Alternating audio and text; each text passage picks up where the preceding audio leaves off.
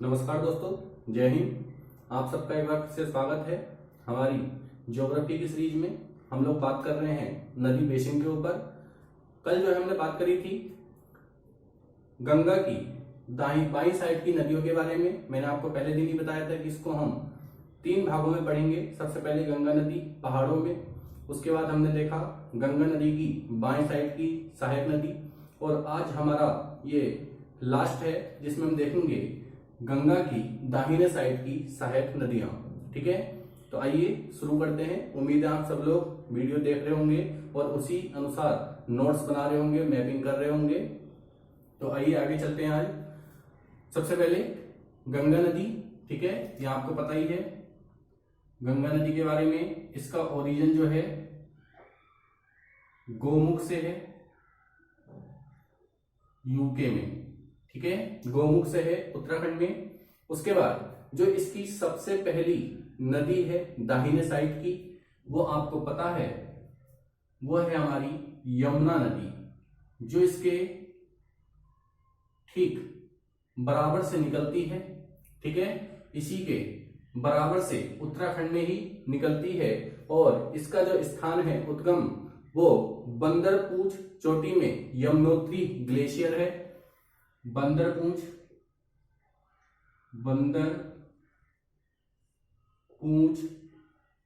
चोटी में यमुनोत्री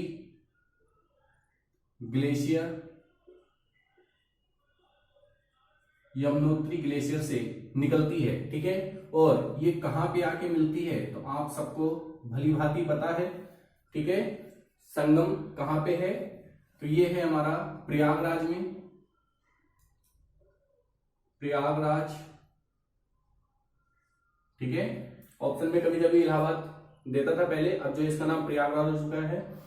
तो जो यमुना नदी है वो उत्तराखंड में बंदरपूंछ चोटी से निकलती है, और प्रयागराज में गंगा नदी से मिल जाती है। प्रयागराज में गंगा नदी से मिल जाती है। ठीक है, तो अर्थात हमें एक बात समझनी चाहिए कि प्रयागराज तक गंगा से कोई और नदी दाहिने तट से आकर नहीं मिलेगी। ठीक है, तो दाहिने तट से अब जितनी भी ट्रिब्यूटरी होंगी वो यमुना की बनेंगी। जो भी सहायक नदी होगी वो यमुना से आके मिलेगी, गंगा से नहीं। तो यमुना की हम बाएं साइड की नदी देखते हैं। पहले बाएं साइड की इसकी 3 नदियां आपको याद रखनी है। कौन कौन सी हैं?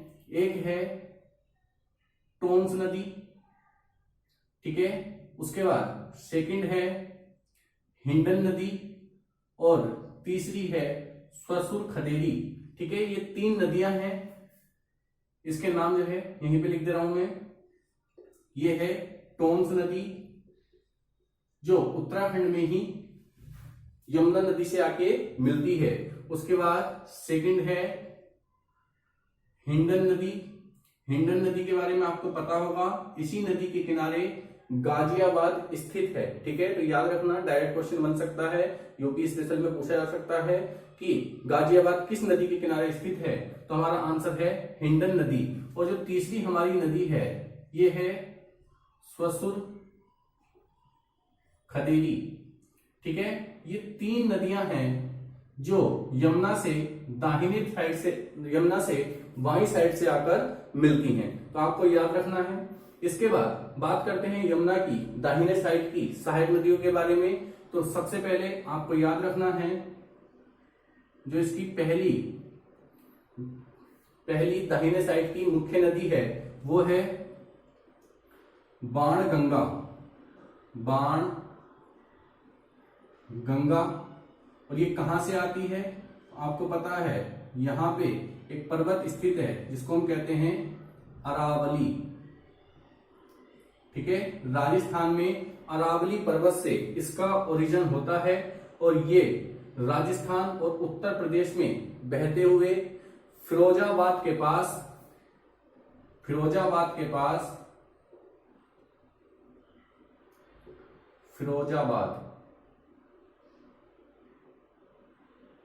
चूड़ियों के लिए फेमस है। ठीक है, फिरोजाबाद के पास क्या होता है,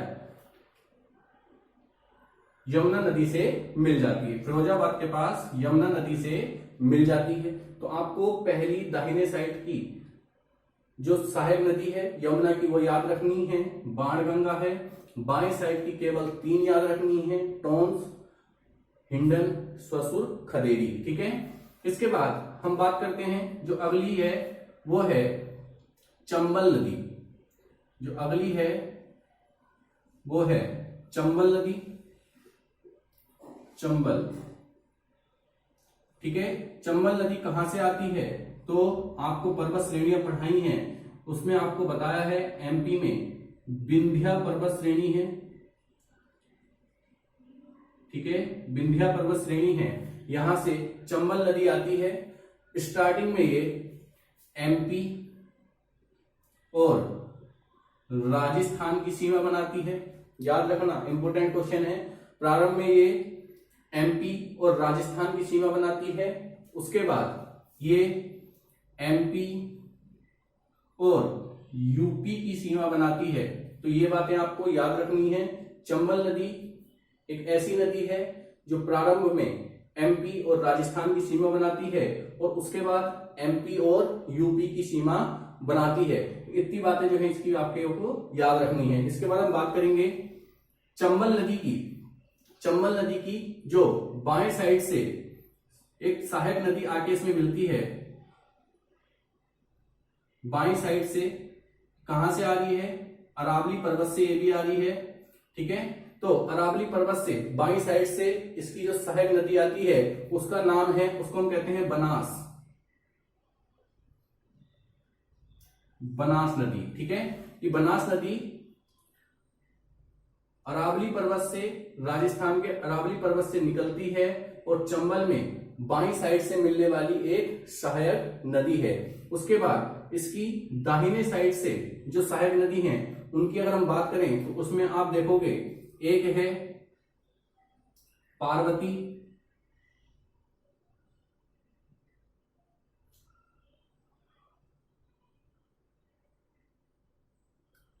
यह है इसकी पार्वती। उसके बाद एक है काली सिंध,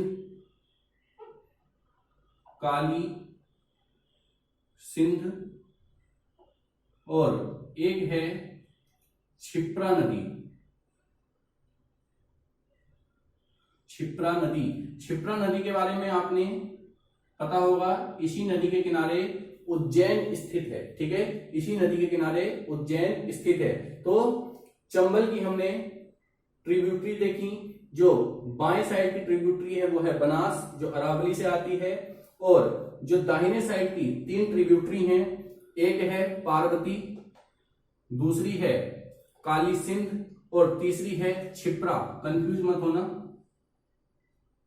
ठीक है, काली सिंध, क्षिप्रा, पार्वती। ठीक है, इतनी बात हो गई। इसके बाद आगे देखते हैं, जो हमारी नेक्स्ट है वो है सिंध नदी, वो है हमारी सिंध नदी। तो ये 3 अलग अलग नदियां हैं, एक है सिंध, एक है काली सिंध, एक है सिंधु। तीनों में कंफ्यूजन मत होना। ठीक है, तो सिंधु तो आपने पढ़ ली, इंडस जिसको हम कहते हैं। उसके बाद जो काली सिंध है वो चंबल की सहायक नदी है। ठीक है, और जो सिंध है वो यमुना की सहायक नदी है। तो तीनों के नाम में थोड़ा सा अंतर है, इसको आप क्लियर रखना, नहीं तो एग्जाम में क्वेश्चन गलत हो सकता है। ठीक है, इसके बाद हम बात करेंगे जो नेक्स्ट है वो है हमारी बेतवा नदी। बेतवा नदी, इसी बेतवा नदी के किनारे 2 ऐतिहासिक स्थल स्थित हैं एमपी के, जो आपने नाम सुना होगा, विदिशा और सांची। ठीक है, यहां पे लिख दे रहा हूं, विदिशा और सांची। ठीक है, ये किसके किनारे स्थित है? बेतवा नदी के किनारे, बेतवा नदी के किनारे स्थित है। ठीक है, इतनी बात आपको समझ में आ गई होगी। अब बात करते हैं जो यमुना से दाहिने साइड से मिलने वाली अंतिम नदी है, उसको हम कहते हैं केन नदी, उसको हम कहते हैं केन नदी। ठीक है, जो इलाहाबाद से थोड़ा पहले से मिलती है। तो ये इलाहाबाद तक यमुना से जो मिली हमने वो देखी, क्योंकि यहां तक गंगा से नहीं मिल सकती हैं, क्योंकि इसकी ही बगल से यमुना आती है।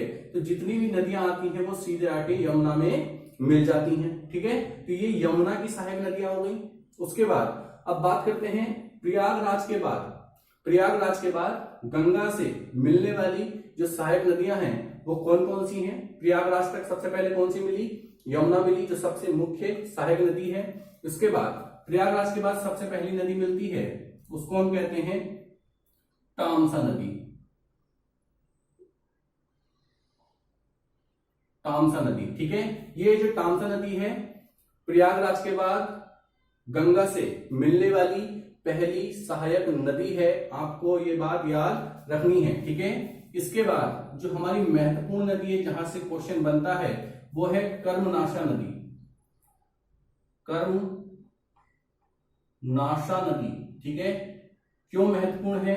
तो ये यूपी और बिहार का बॉर्डर बनाती है। ये यूपी और बिहार का बॉर्डर बनाती है। जब मैंने आपको बाएं साइड से मिलने वाली सहायक नदियां पढ़ाई थी उसमें भी मैंने एक नदी का नाम बताया था जो यूपी और बिहार का बॉर्डर बनाती है। उस नदी का नाम था गंडक नदी, ठीक है।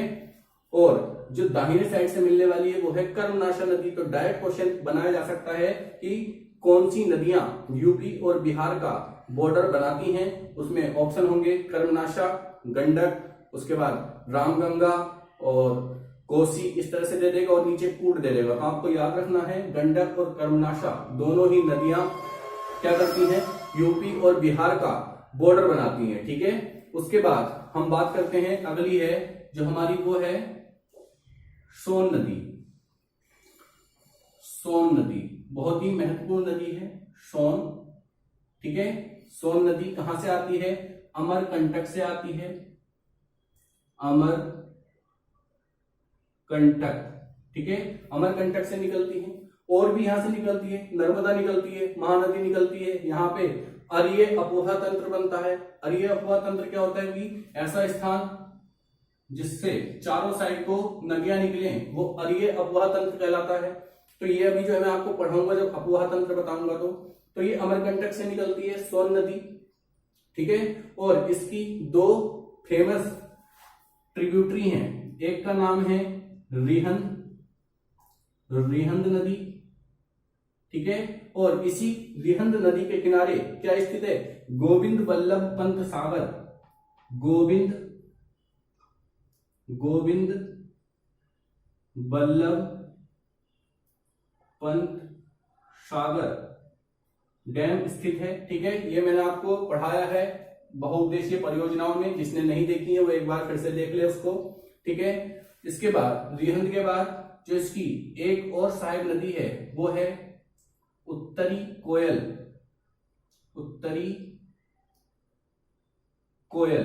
ठीक है, उत्तरी कोयल। ये जो है दो सोन की सहायक नदियां हैं, ठीक है। तो यहां तक जो है हमने देख ली। सबसे पहले यमुना के बाद तामसा, फिर कर्मनाशा, उसके बाद है सोन की दो है रिहंद और उत्तरी कोयल। इसी रिहंद के किनारे गोविंद बल्लभ पंत सागर स्थित है, ठीक है। इतनी बात हो गई। उसके बाद जो नेक्स्ट है हमारी वो है पुनपुन नदी, ठीक है। इन नदियों से क्वेश्चन तो नहीं बनते हैं लेकिन सीक्वेंस से लगाने के लिए पूछ सकता है या डायरेक्ट क्वेश्चन बना सकता है कि कौन सी ऐसी नदी है जो गंगा से दाहिने तट से मिलती है। तो 3 बाएं तट की दे देगा और 1 दाहिने तट की दे देगा। तो इसलिए इनको सीक्वेंस के साथ हमें याद करना है, ठीक है। सबसे पहले हो गई पुनपुन, उसके बाद फाल्गु नदी,